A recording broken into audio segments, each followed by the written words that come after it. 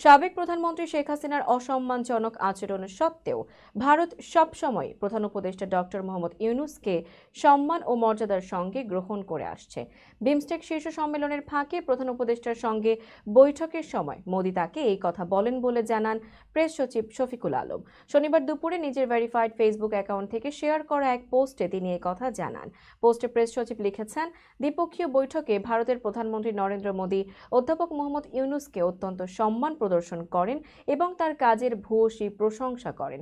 ভারতের সঙ্গে শেখ হাসিনার ভালো সম্পর্ক থাকলেও বৈঠকে মোদি বলেন, আমরা আপনার প্রতি তার অসম্মানজনক আচরণ দেখেছি, তবে ভারত সবসময় আপনাকে সম্মান ও মর্যাদার সঙ্গে দেখে আসছে। তিনি বলেন, যখন অধ্যাপক ইউনূস প্রধানমন্ত্রী শেখ হাসিনার প্রত্যর্পণের বিষয়টি উত্থাপন করেন তখন ভারতের প্রতিক্রিয়া নেতিবাচক ছিল না।